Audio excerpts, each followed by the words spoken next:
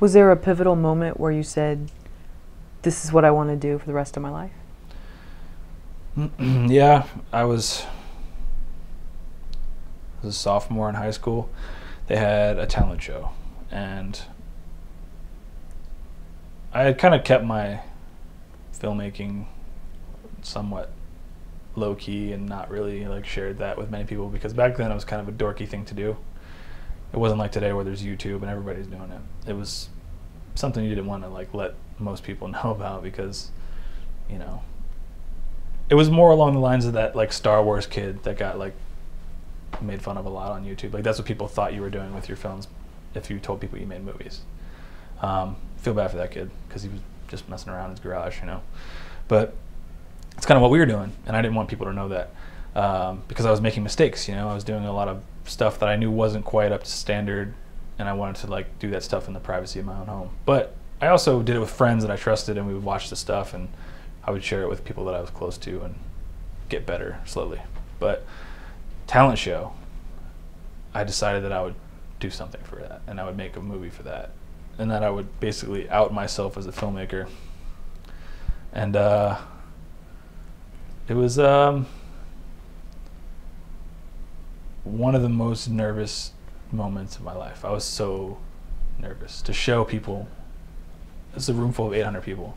I went from like doing little projects on my little iMac and showing one or two people and kind of like having a laugh together, to all of a sudden I was going to show this project that I made to 800 people of my fellow classmates, who everybody who's been to high school knows that high school ain't easy socially. And, you know, that's a pretty risky maneuver for a young person. And, you know, I wasn't like a super popular kid back then.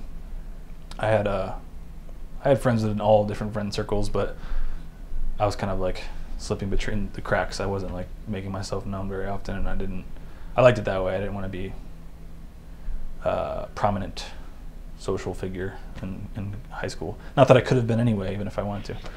But regardless, you know, I showed this movie in the talent show, and I remember that there was like a part way through the movie, I got so nervous that I like went to the bathroom and puked. And I was like, wow, like that, I've never felt any kind of emotion that made me that affected, where it was like a physical reaction. And I heard like the audience erupt into like applause. And I went in and I watched it, and people were like really, they liked it. And I was like, whoa, like that was really cool. And I sat down, and all my friends were like patting me on the back and stuff. People were clapping, and the credits were rolling. And all that nervousness went away. It was like the greatest relief I'd ever felt. And I think that sort of helped, you know, like make my mind commit to going after what I wanted to do naturally. What I felt I was good at and what I wanted to do inside.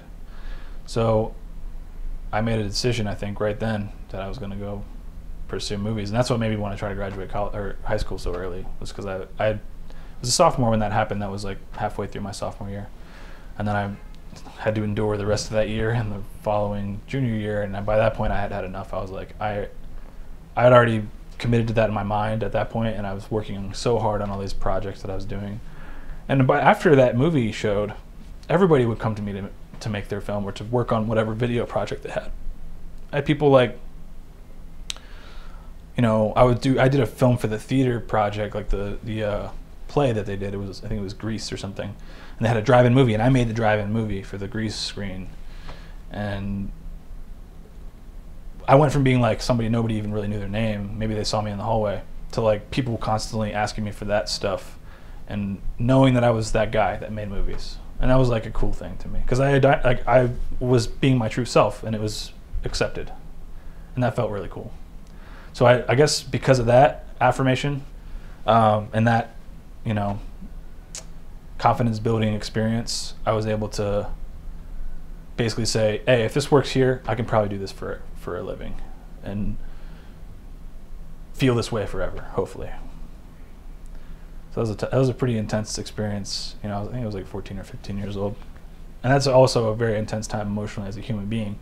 You know, things are so amplified. Imagine the most intense thing you've ever felt amplified by, you know, an emotional state of a early teenager. So it was pretty intense. That social acceptance, yeah, is like it's so crucial. Yeah. So did you go to be, then when people, you maybe blended in more, then they knew your name in the hallway? Were you getting like the high fives and the pat on the back? Yeah, a little bit of that. Again, I wasn't really after that, so I didn't pursue it or try to perpetuate it if it did happen once or twice after that. It was more about people understood what I was capable of in that realm, and they would see potential in making things that they were doing better if I was involved. So, like, you know, like the play, for example, I was asked by, I think it was either the professor or Dan Davidson, who ended up being in my first feature, Fingerman, to do it, and I think it made the play better because it was something exciting on the screen that it added to the experience of what would normally be something that they were making up verbally. You know, they could actually sit and watch the movie and comment on it for real. So the audience was getting a different experience that was a little more multimedia and kind of, you know, unusual for that time period. People incorporating that sort of thing into a live performance. It was kind of cool. It was different and new and something challenging for them as well.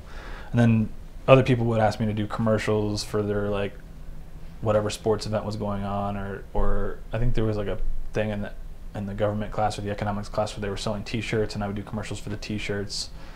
And it was like, you know, we would emulate things like bullet time in the Matrix and stuff like that to make things exciting, whereas normally they might just be put together really haphazardly and not really interesting. But I was also in charge of the morning announcements after that, so we would do really cool stuff, and I was like a little bit rebellious, so I would do stuff like, my mom had this old like monochrome computer screen, and I like came in, and part of the morning announcements, they used to have like this like weird title thing where it was just like kind of, I thought it was whack.